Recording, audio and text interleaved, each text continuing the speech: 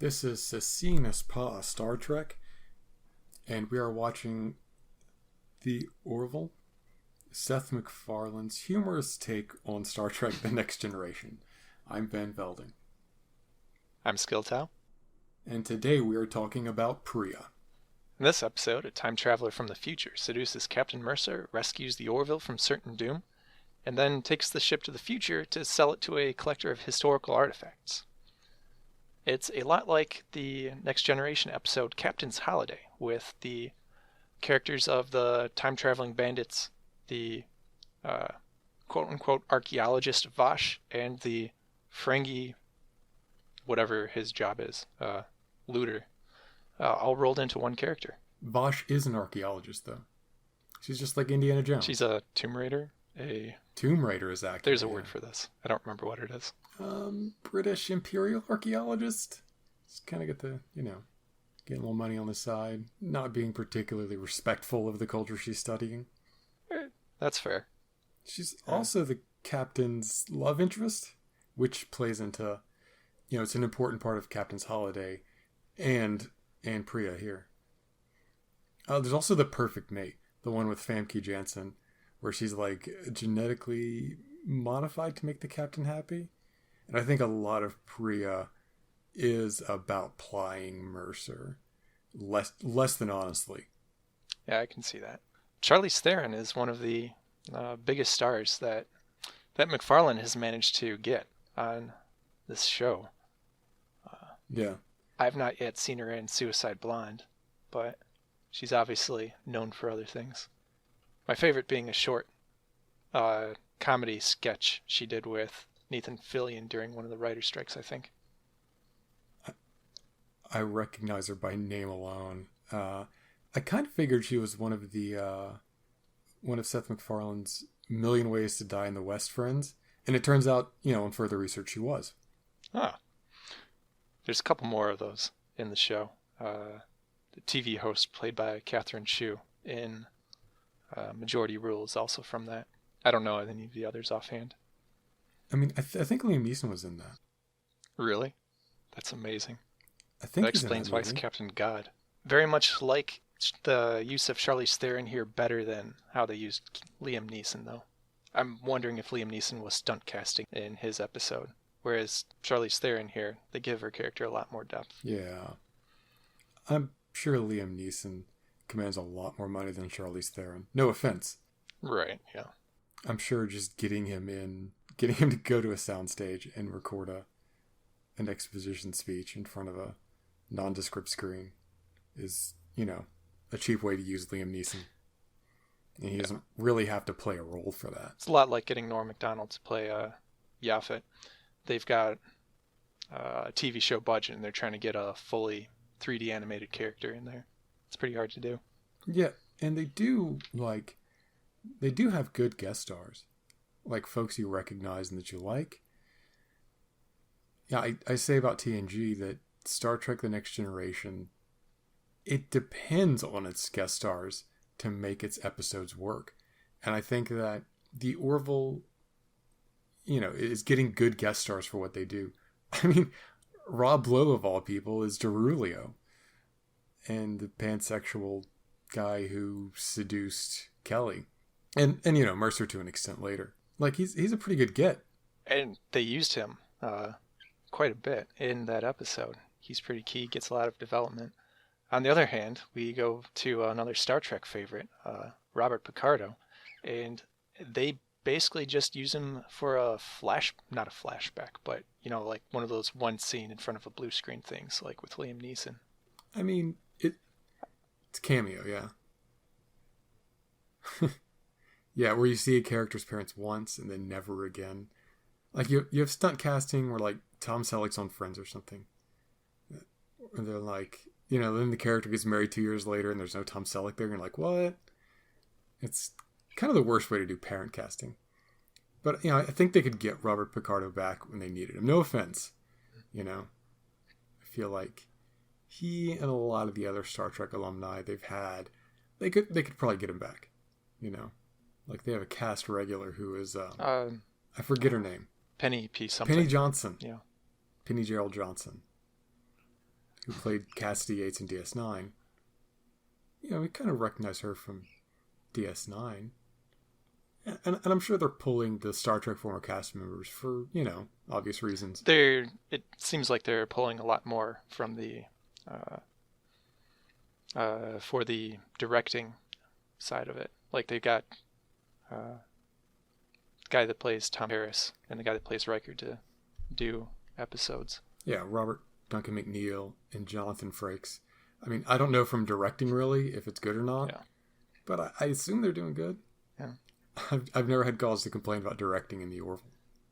So not a big star, but Robert Nepper, who's the villain in If the Stars Should Appear, was Troy's fiance in TNG Season 1, which blew your mind. I recognize him from iZombie, which I don't know how many people watch, but...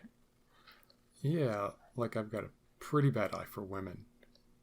Like, I don't know, Charlize Theron from Scarlett Johansson, but Robert Hepper, I thought I'd recognize Wyatt if I saw him in the street, but I did not. Yeah. So yeah, good catch. Yeah, like people change. Kelly Hu as Admiral Ozawa. She showed up twice in this show. She's in a ton of stuff, but I haven't seen like nothing I recognize her from. But I still recognize her as someone I should recognize. And then Mad Idolatry, you get whoever that was playing the Pope. I recognize him from Twin Peaks and The Pretender, but like I'm sure if I asked people about those shows, nobody would remember him. Lenny Van Dolen is his name. Yeah, probably not. And BoJack Horseman makes the joke about hardworking character actors who labor in lucrative obscurity. Character actors like Brian George from the first episode. I mean, I recognize him from Big Bang Theory and Seinfeld. You had to remind me he was Bashir's dad on DS9. Who does he play in Seinfeld? Yeah, he runs a restaurant. I don't know if he's the soup Nazi. I haven't actually seen that episode. Is he like the soup Nazi? I think the soup Nazi's a little younger than that. I know it's been a couple of years, but it's a different, slightly ethnic-y guy. And I should probably quit guessing before I dig myself too deep. Yeah. I'm sure he's probably played a lot of doctors in his day. Yeah, and you get more dad casting for Jeffrey Tambor and Holland Taylor as Mercer's parents. Hopefully we'll revisit them. I have high hopes for visiting people's homeworlds. Maybe we'll get to see the parents of the rest of the cast too at some point.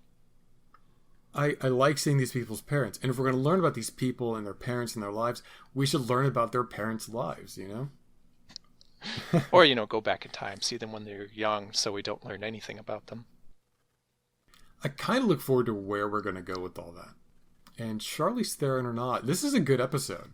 I like her in this. My only real problem with Pria, which is a pretty good episode, is that the time travel doesn't work for me. I think it's clever. It's like the good episodes of Doctor Who that she knows that their ship is destroyed, so she saves their ship so she can take it to the future and sell them off to a collector. And then the crew has a temporal regulation where they're supposed to kill themselves if this happens. But they're like, we're not doing that. I respect the fact that we don't expect the Orville to go full Jonestown and everything. But at the same time, it feels like they could have put them into a less dire situation that requires a less dire response to do the right thing. And then we blow past all that. And Mercer's like, no, you shouldn't take people out of time. You should... I mean, it should be the thesis of the episode, but it isn't. And then he destroys the wormhole. And then she says that we never meet. And then we blow past the grandfather paradox, too. And then Mercer can only prevent himself from meeting Pria if he meets her. But then if he does that, he doesn't meet her. So then he can't stop her from meeting him. And I understand we're focused on personal story. Yeah? This last problem that they have the grandfather paradox with Mercer not meeting Pria. I disagree. I think Priya's objection is that she's calling back to the conversation they had in her quarters right before that, where she's trying to convince Mercer that the two of them should move forward together with their lives. So I don't think that she's saying that Mercer would never meet her. I think she's saying that she would never meet Mercer, and Mercer would never get over his. And since Mercer isn't over his wife right now, he won't ever get over his ex-wife. She says that by destroying her, essentially, that he is denying himself a future where he's free of his hang-ups with his wife. I mean, you and I have this where we disagree. I think the narrative of television is that by having sex with her, he's gotten over his ex. And you have this perspective where together he and Pria could have moved past the issues with Kelly. Yeah. I think so, yeah. And it's kind of weird that I have that I'm endorsing the person-centric view and you're endorsing the science view. I feel like normally I would be the one criticizing the episode for stealing the disappearing time person from Time Squared in Next Generation. Yeah, I guess I strongly feel that we are given some consequence and then things happen and then those consequences don't happen. And it's not satisfying to me. The story works. Yeah, about how... Well, maybe not said more about how the temp work, but that definitely feels like they threw it out without a ton of thought. Right. And it's dramatic and it works for, character nessiness. I like it in that respect. Like, it feels good. I just think that the logic of it doesn't satisfy. Still works better than the plot from If the Stars Should Appear, though. Boy, does it, though. It's weird because they're both very similar episodes structurally. I never thought about that, but they really are. Pria puts some sort of action and conflict in almost every scene. Obviously, If the Stars Should Appear doesn't, but... Yeah, If the Stars Should Appear is a little quieter, and Pria is very personal, instead of a big-scale ship action. Whether I think it's a dark matter field, or, immigration and customs enforcement guys, you do understand the threat. And in Pria, they grapple with that threat and address it, whereas in Stars Should Appear, they tangle with it a little bit. It feels a lot more like they... Yeah, If the Stars Should Appear, it feels a lot more like they threw kind of light social issues at a wall and then just moved from point to point. Whereas this one, they don't really make an effort to say any... or to carry a social message. Not really. No. Like, they know what they're focused on. And they're focused on time travel idea, personal drama. Whereas If the Stars Should Appear, it's like, oh, hey, look, generation shit. And they just stop. Oh, orthodoxy. And a little bit of character stuff, but not a lot. Yeah, it's all two-dimensional. Everything's told to us instead of getting to see it. Well, there's the one guest actor who does a good job of playing a villain, but he's a pretty one-dimensional villain. They might as well just put the characters on a dolly and roll them around. See, in Pria, people investigate and there's conflict. And so we care about characters. And Kelly has a thread where she's investigating Pria and she's breaking rules. And, that links to Mercer and his own character arc. And you learn alongside the crew what's happening. So obviously it'd be difficult to bring Charlize Theron back. She's a pretty, I don't want to say expensive, but she's probably hard to get back on a show like this. Oh, yeah. So anything else you'd want to see, any other elements you want to see carried forward? So my pitch, initially I wanted to pitch there's a second wormhole, and that would prevent the entire timeline from collapsing. But an interesting pitch is what if there's a time capsule, a reverse time capsule, where maybe Isaac's people, they give us a message from the future, it's not so fun. And Isaac says, hey, I got mail for you guys from the future or whatever. And it has all these suities. It's oh, how will it affect the timeline? Mercer's a part of the Union. So, Isaac's not a part of the Union, so those rules don't apply. And eventually it's Isaac that gets the weird message that his people have learned that the Union has a 90% chance of overcoming their people and then destroying their society, maybe, and then knocking them out of their place at the top of the scale. So they want to do some stuff. And Isaac says, hey, look, it's not that simple. My personal experience trumps your 90% calculation, math, analytical thing. And Isaac says, hey, that 10%, that 90% is a bad number just based on soft qualities. And so Isaac has to act against his people. I think there's a lot of potential in that story. It's amazing to have time capsules from futures that will never be coming back. I would love if these popped up during somebody's court-martial, because I'm sure that the crew has done or will do something to deserve a court-martial between now and they totally have. When an episode comes up. Yeah. It would be interesting to make that idea the solution to, a court-martial. Oh, yeah. And consider the violation of time regulations being it. I don't want to stray into the future crimes category of policing, but... I saw Minority Report. I think it's a good concept to go off of. I would pose it instead as the Isaac's people coming back, like some of the deviations in their possible futures come back to the outcomes of the court-martial.